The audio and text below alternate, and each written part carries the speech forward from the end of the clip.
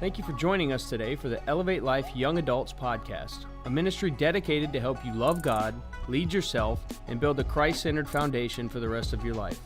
Services are Tuesday nights at 7 p.m., and for more information about our ministry and other events, you can visit us at elevatelife.com/young-adults.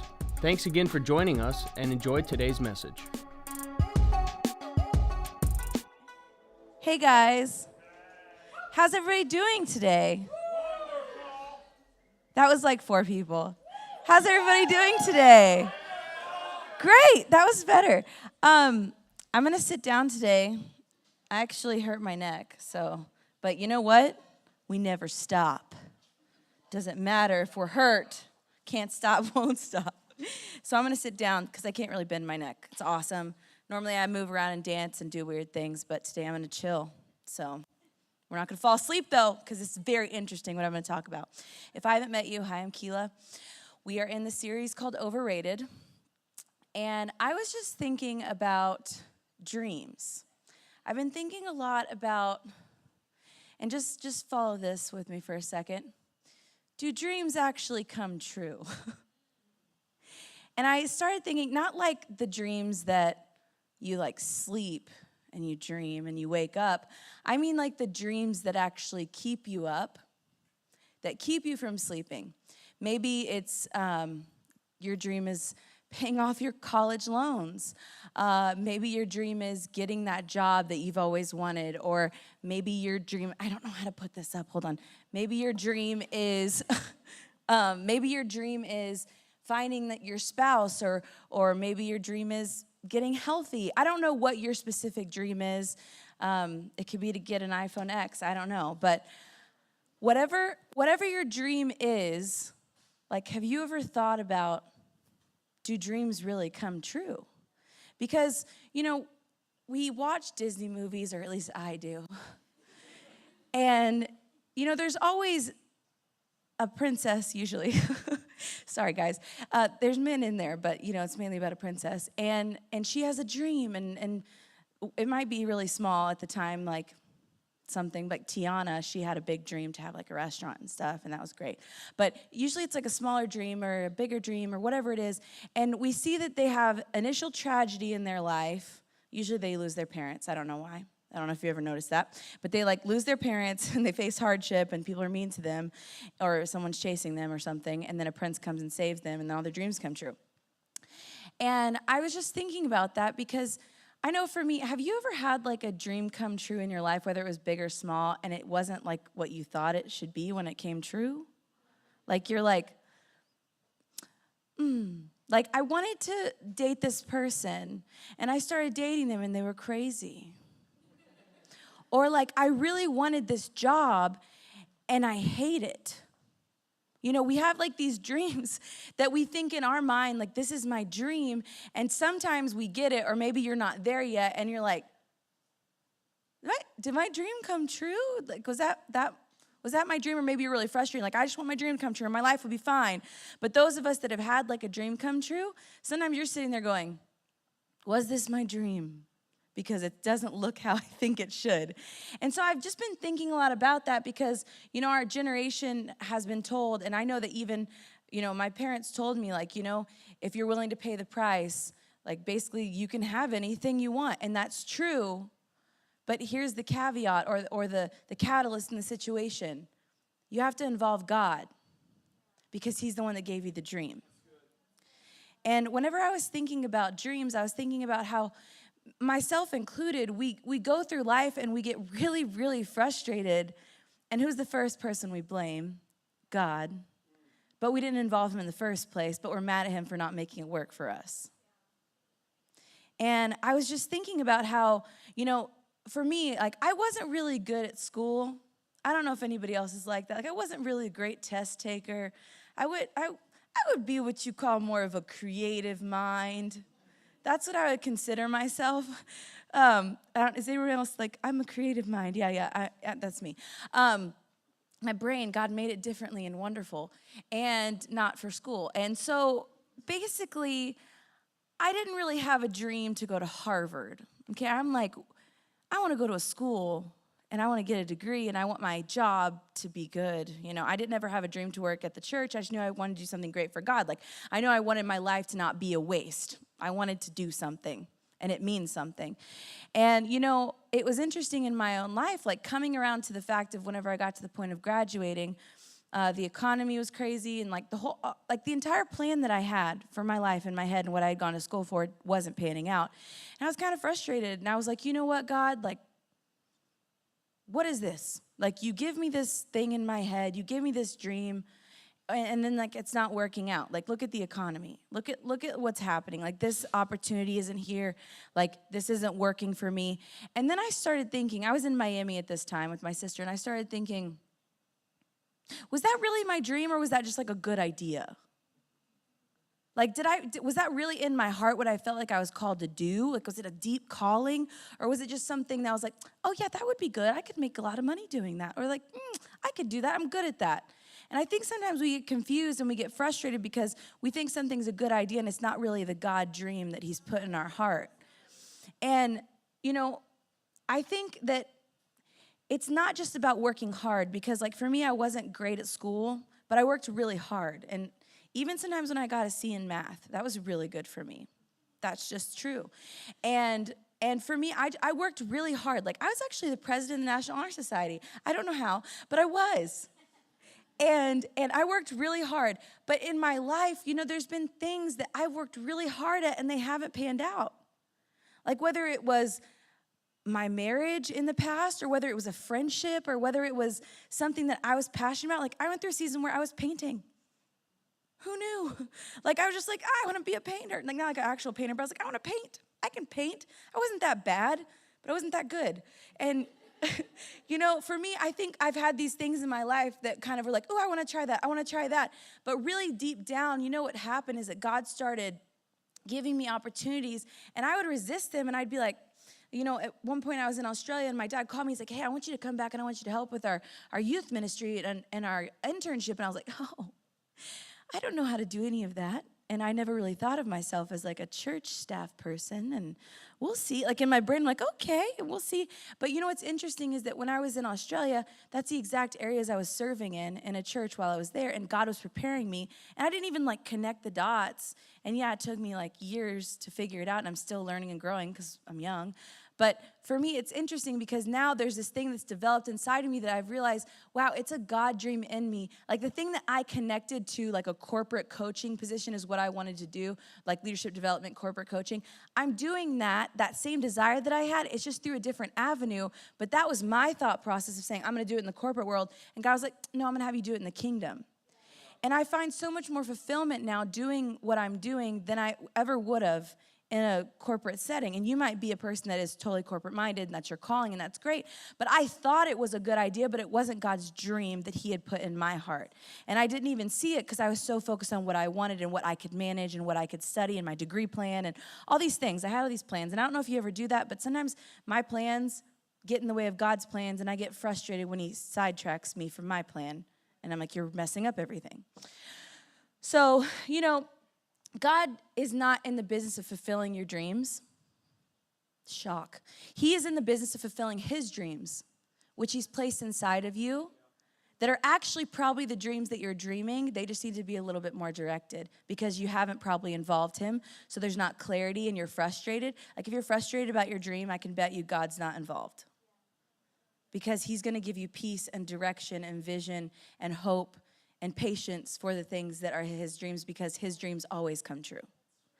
And so I was thinking about just a few examples, and I'm just going to read them off and list them off and show you the contrast here, okay? Abraham and Sarah dreamed of having lots of kids together. God dreamed of them having one son together, who would, along with Abraham, be an instrumental part of an incredible covenant between God and God's people. Moses dreamed of growing up in Pharaoh's palace.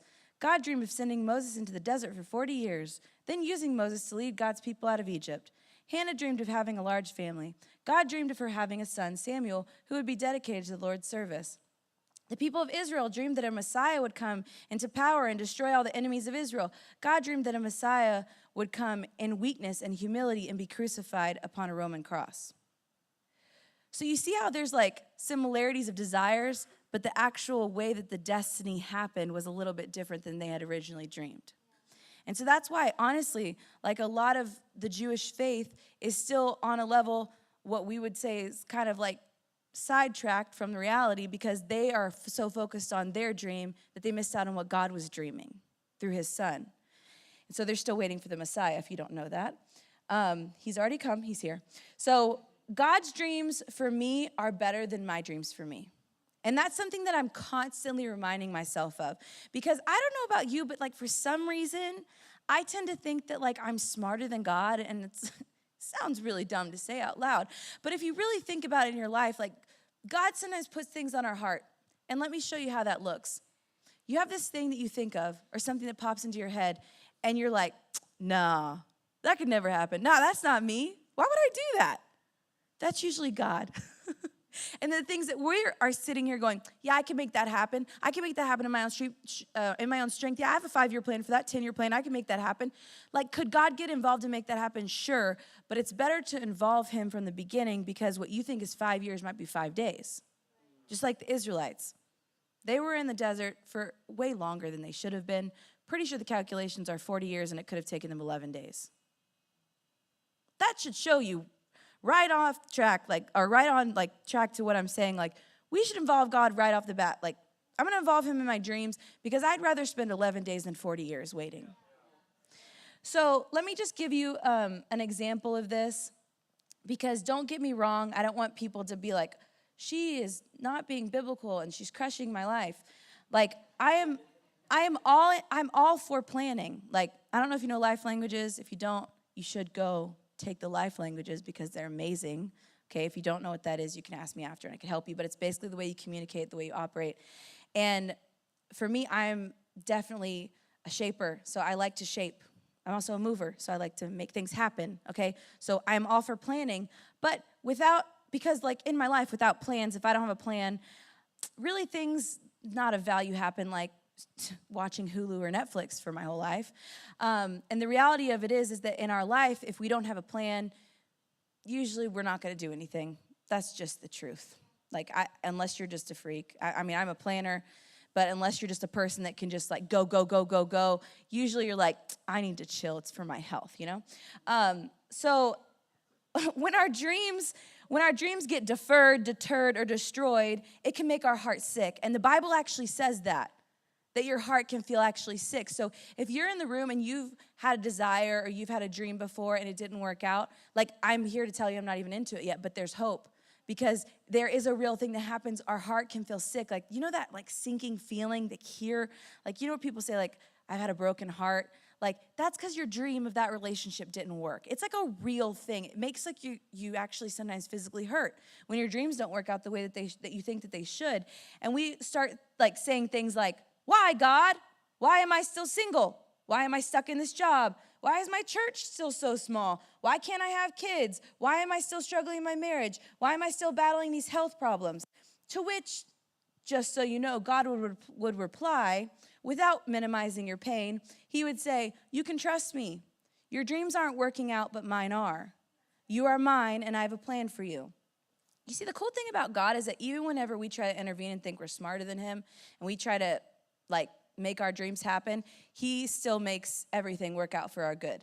So even when we sidetrack ourselves, even whenever we step out of his calling, even when we think our ideas are better, he's like, okay, I'm going to use this to grow you and develop you even more so that I can still make this happen, but it's still our choice to involve him. So hopefully tonight we can leave here choosing, I'm going to involve God and stop sidetracking myself and sidetracking what God has for me, because really you're the only one making yourself frustrated. And that's the hard truth for me, too. So, the question I want to ask you is, do your dreams involve God, or are they based on only what you desire or expect? God wants us to have dreams. He's the one that gave them to us. But our dreams, if they don't come under his authority and we don't submit them to him, we're going to end up very disappointed. There's a difference between dreams, desires, and destiny. And I want to break this down for you, because I think that we all think we have a destiny. Hopefully you do. You do have a destiny. If you don't know, otherwise you wouldn't be alive. God created you for a purpose, and he loves you, and that's like a real thing. And so we all have a destiny. We all have a plan in our life from God. Just because you might not have pastor in front of your name does not mean that God doesn't want to use you in the kingdom, because I don't know that Paul was called pastor in his day. he was called Christian killer, and people were scared of him. And Peter was, crazy, passionate. I didn't ever hear anyone say, Pastor Peter. So just because you have a title doesn't make you awesome. Jesus actually was a common name back then. So we know Jesus is here in Texas. If you're here, Jesus, hello. Even Jesus took a common name. He was humble, okay? He didn't have a standout name. Today, if we hear, there was this white guy, by the way, that went to my school, and his name was Jesus, not Jesus, and it was confusing, but his parents were confident in that choice, so that's good. I kind of feel like I should name my kid Jesus one day. But back then, it was just like John Smith, just normal name, John and Smith together, okay? John Jones, whatever. Okay, so a dream. I'm going to tell you the difference between dreams, desires, and destiny. A dream, it's a strongly desired goal or a purpose to become something, to do something. It's larger than yourself. It can't happen in your own power. Like some people think, oh, I'll win the lottery. But a dream is usually something bigger than yourself, right? That's why it's a dream. A desire is a longing or a hope, a wish, a request or a desire for an immediate answer. This involves an expectation. And I'll get back to this. Destiny. This is from actually the dictionary, so I'm not making this up. The expectation part I added, but the other parts I didn't. A destiny, something to which a person or thing is destined. A predestined course of events often held to be an irresistible power or agency felt that a greater power would determine their future. This is basically a calling that we have a choice to be a part of. It's not just like you're called and then you have no choice. That's the cool thing about God is you're called and you have a choice to walk in the calling. So I want to talk about a really messed up life of somebody that we've probably heard of. His name was Joseph. And God really messed up Joseph's life. Like, I don't know if you know that. I don't know if you've ever read his story. But basically, he had all these dreams. Like, he had literal visions, okay, and dreams. And he started sharing them with his brothers and his family and the people that should have loved and supported him the most. But how many of you guys know, like, sometimes you share dreams with your family and they're not sometimes the most supportive. They can question, they can be confused, they cannot understand because it might be a dream that God's given you, not them. So maybe he should have talked to God first about telling other people. But anyways, so he tells his family, guess what his brother's response is? Like, hey, let's throw him in a deep pit and kill him. And then one of the other brothers that was trying to save him said, hey, let's just sell him into slavery. Let's not kill him. Why don't we profit off of this? So they sell him into slavery just because he had dreams and his dad liked him and gave him a nice coat. Then the wife of this Egyptian slave master that he was sold to tried to seduce him, and he was a man of God. So when he refused her advances, she created a false evidence and turned him over to the Egyptian cops, basically who tossed him into prison. Then he spent years in prison waiting to be released for something he didn't even do. I can't even imagine how Joseph felt. Like his dream, I promise you, did not, when he was like boasting about his dream did not include being sold into slavery, having false accusations, or prison time in his life plan. Like we're not like, God has called me to be in prison. Like maybe prison ministry, but not to live in a prison, So finally, after all these years of waiting, God brought him to a place of authority. He actually became second in command underneath Pharaoh in Egypt. And when all was said and done, and there was a famine, and God ended up using Joseph in his dreams, what did he say to his brothers? This should be like very encouraging to us as our response to the people who hate on our dreams. In Genesis 50, 19 through 20, he said, do not fear, for am I in the place of God? As for you, you meant evil against me, but God meant it for good, to bring about that many people should be kept alive as they are today. So you know what Joseph saw?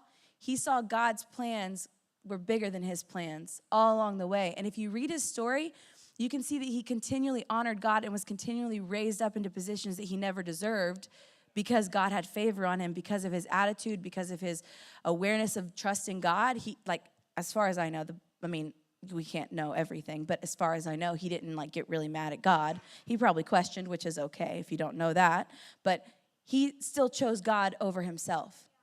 And he had a really messed up life plan. And he ended up being a really good thing for his life. He ended up doing for Joseph what Joseph could have never done for himself. Joseph couldn't have, like, in his dad's home been like, I'm going to be second in line to Pharaoh. Bye. Like, he was the youngest son. What was he going to do? Like, God made that happen through the hardships that he faced.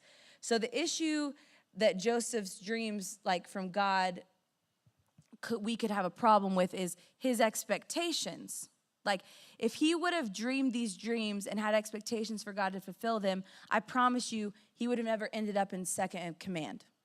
If his expectations preceded the place of God's dreams, which I do. I don't know if you ever do that, but like when things don't work out for me, I'm like, but I wanted this. Like, but I'm a Christian and like I love God. So why would bad things be happening to me? And it's very confusing sometimes. But instead of putting my expectation before God's dream, Joseph chose, I'm going to put God's dreams before my expectation. Yeah. And so in Ecclesiastes 5:3, I have actually never read this scripture. Sometimes scriptures pass you by. And it says, for a dream comes with much business and painful effort. Cool. Thanks, Jesus, God, for putting that in there for me. So for a dream comes with much business and painful effort. I think many people have dreams, but their dreams don't ever reach the full term because God plants a seed or a dream in them. And if you want to look at it this way, okay, when a woman's pregnant, they say she's expecting, okay? But a lot of times people abort their dreams and they don't go full term because it's too costly. Whenever a woman gets pregnant, which there's some here that are, Sarah, she looks really cute right now. And like, I promise you, you don't feel comfortable all the time, do you? Yeah, her body's doing things that are actually really weird, like her organs are shoving up and she has to pee all the time. And there's a lot of weird things that happen when you're pregnant. And it's the same thing when you're paying the price and waiting for your dreams. Things get out of place, things are uncomfortable, and you're like, this must not be from God. Just because there's evidence of hardship doesn't mean that it's not from God. We have to be consistent and faithful, and like she's still eating. She's still getting dressed and going out and living her life. We have to still keep being faithful. We have to still do what God's called us to do. And in that, when things come to full term, we'll realize that, wow, oh, that was worth the price for what God's doing right now. Like, she's not going to see her baby one day and be like, man, that pregnancy was not worth it. Like, what mom has ever said that? Like, the baby comes out, it's crying. It's like, yeah, never doing that again. Like, it's funny because, like, my sister said that, and now she's like, I don't even remember birth. I think it's a trick from God. Like, now I don't remember what it's like. Like, birth was the easiest part, but, like, it's the closest that the baby and the mom come to death.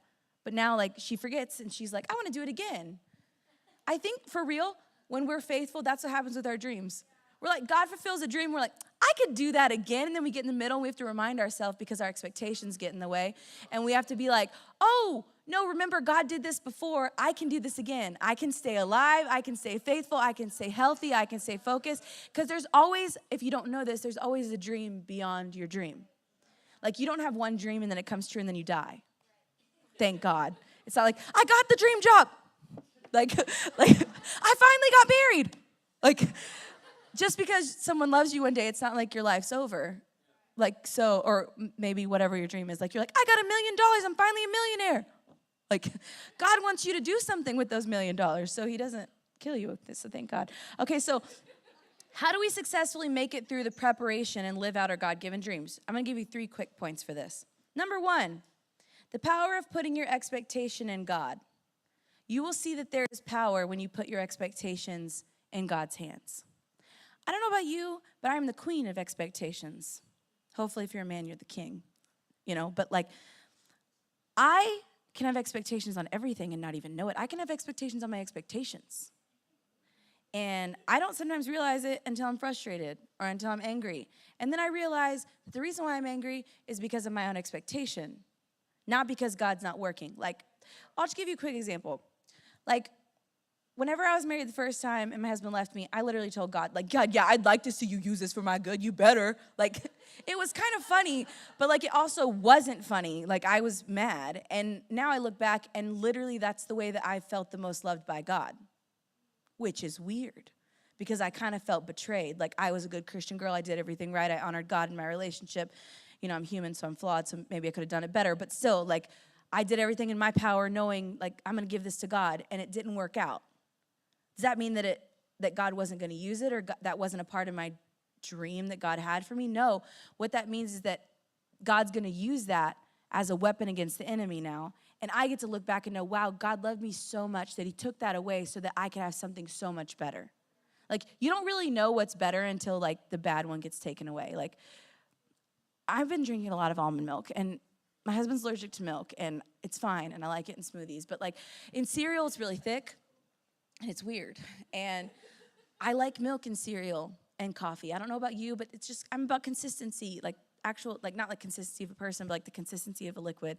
And that's important, too. But, like, in cereal, I like milk, and, you know, for me, I honestly, like, have a problem sometimes with almond milk, so I'm really glad that, like, I can have milk sometimes and he doesn't die from the smell of it or it being in the atmosphere. But, like for me, if I had to, in my mind, go, man, I have to be, you know, in a place where I'm drinking almond milk the whole time, would my life be over? No, but I love that God also gives me milk, you know? And I think sometimes in life we lose sight of the fact that you might have almond milk right now, but there's also milk that's coming. It's a real example for me. Okay, so our expectation gets us in trouble a lot when they don't involve God. Like, that's me. I have expectations, and I can only blame myself for them. Do you get that? Like, I can only blame myself for the expectations that I have, because I might have an expectation on a friend, on my husband, on a job, but it's actually just my fault because I have the expectation. That doesn't mean that that's how it should be.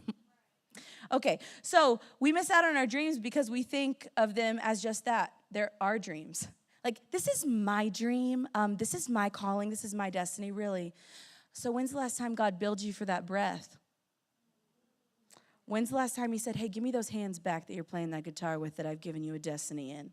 Like, oh, yeah, you think that, I don't know, you're going to build, like, a great legacy. Yeah, try having kids without the miracle of me giving you the ability to have children.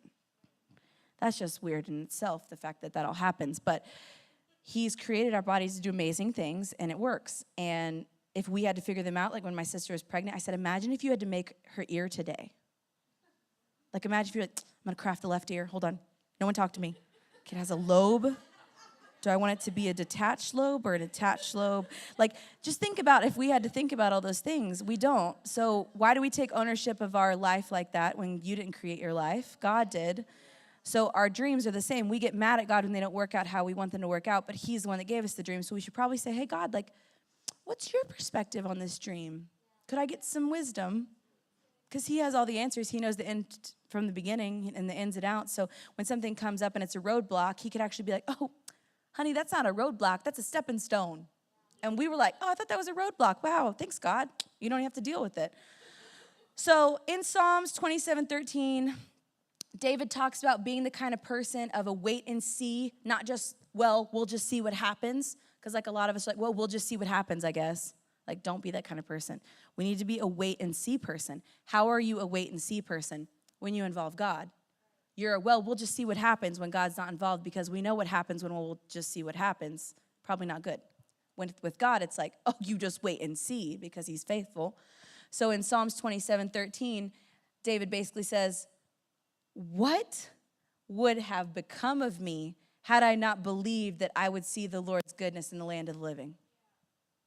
And honestly, like for all of us sitting here today, the fact that you're sitting here in church, the fact that you had a ride or a car to get here, the fact that you have a job, that you have breath, that you're living, that is a blessing from God.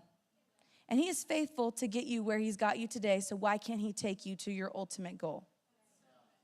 So just like we put gas in our car to get to anywhere we need to go, and we're not like, car, take it. Like, you take it. Like, unless you have an electric car, you still have to charge it, whatever, all those things that we have now. But, like, you still have to do something in order for it to go. Why do we expect, like, God's not a genie, so we're not like, oh, hey, do what I want, God. I asked you, so do it. That one time when I was in 5th grade, why aren't you making it happen? And faith actually takes work sometimes, so we got to do something. Like, because waiting isn't static. It's not passive. We're doing nothing. You're active spiritually, even when you're not active in the physical, by seeking God and putting your trust in him. So number 2, the benefit of a good attitude. Okay. You can't have anything great with a bad attitude. Like, I wish, like, because sometimes I'm angry, but like, and I think I'm valid in some of my feelings and thoughts and just realities, but nothing good comes out of a bad attitude. So if you're like wanting to have the dreams that God has for you, you might as well just choose, no matter what, I'm gonna have a good attitude. And like, I'm telling you this because I know from personal experience, present and past, that being negative and feeling sorry for myself does nothing for me. And it's very confronting when people are like, have a good attitude. I'm like, I know, because it's like, I know I don't all the time. And maybe you're there too, or sometimes you have to work on your attitude. But when we get negative, we lose sight that God's in control, and that's the only reason why you're negative. Like, if you think about it, you're being either selfish or you've lost sight that God's in control, so that's why you went negative. And if we're honest about it, we want people to feel sorry for us sometimes, and people are tired of feeling sorry for you. So we should choose to be positive, because the truth is that God's a positive guy. He has a positive outcome, and we should get on that train, because victims never become victorious.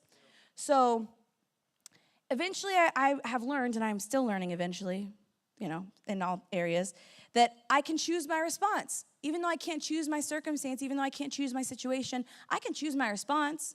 And you know what happens when you choose your response to be positive? Is that God gives you favor with people and in circumstances in life. Even when favor doesn't add up in the natural. Like, people are like, why are they getting that? Like, I don't know if you ever had anybody say that about you. Like, why are you getting that? Like, why are you the person having that? Because, like, God's really cool like that. And when you choose to have a positive attitude and a positive outlook and you choose to trust him, he's like, oh, great, I'm going to put my hand on you. Just like he did with Joseph. Oh, you're in prison, I'm going to give you favor. Oh, you're a slave, I'm still going to give you favor. Oh, now you were in prison, now I'm going to take you and put you in second command. Like, imagine if we were like, hey, one of the worst prisoners we have is now right under Trump. Actually, some of you guys might be happy about that. But, like the truth is that we wouldn't be thrilled about the worst prisoner being second command. It would be weird. So, in Peter 5:5, it said, God set himself against the proud, the insolent, the overbearing, the disdainful, the presumptuous, the boastful, and he opposes and frustrates and defeats them. But he gives grace, favor, and blessing to the humble. If you're humble enough to go, God, your plans are bigger than mine, he's going to make his plans bigger than anything else that would try to come up in your life. He's going to give you favor. So the last point is how to live the dream. Dreams are real, and I want to live the dream. I don't just want to have a dream and reach it. Like, I want to live the dream. So often dreams are about us, what we want for our life, what we think is good for us, but Jesus is our exact example of how we should live. He gave his life not for his own benefit, but for ours. Shortly before he was crucified, he was in the garden praying, and he said to his dad, like, do I have to do this, basically? And then he ended up saying, well, not my will, but yours be done, in Luke 22. You see, God gives us dreams, callings, and destiny, but he lets us choose to trust him with it. And when you do choose to trust him with it, that's when you can know your dreams are going to come true, because God's faithful. So to really live the dream that God has for us, we have to let go of selfishness and die to ourselves. We have to take the position that Jesus took and say, I'm going to give up what I want right now for what God has. And you're never going to be mad about that. Because in Ephesians 3:20, it says, now glory be to God, by his mighty power at work within us, is able to do far more than we could ever dare to ask or dream of, infinitely beyond our highest prayers, desires, thoughts, or hopes. God really knows what he's doing, and sometimes it takes longer than we'd like, but when God messes up what we think our dreams are, it ends up being a really great thing for us. So if you're in the position today where you go, I don't even know if I have a dream, I don't think my dream's working out, or I'm waiting for my dream to happen, the thing that I can promise you is that if you have a good attitude, if you choose to give your expectations over to God, and you go, okay, I'm going to live in God's dream, and I'm going to be faithful no matter what, because God's faithful, and I know he's going to be faithful back to me, I promise you, you're going to live the dream. You're going to realize that dreams aren't just a reality, but they can be your reality constantly. So I want to just leave you with this, okay? In Proverbs 3:5-6, it says, lean on, trust in, and be confident in the Lord with all your heart and mind, and do not rely on your own insight or understanding. In all your ways, know, recognize, and acknowledge him, and he will direct and make straight, plain your paths.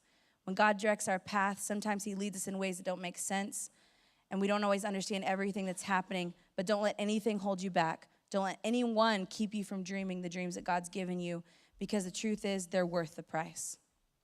And the price a lot of times is just giving up our way. And that's sometimes the hardest price to pay, because we have to let go of what we want. We have to let go of our expectations. And it sounds weird, but like, I know that like some of you guys can like, in a sense, stand here with me when I say this. It's at the point that you lose what you wanted and you go, okay, God, you know what? I'm just going to trust you with it.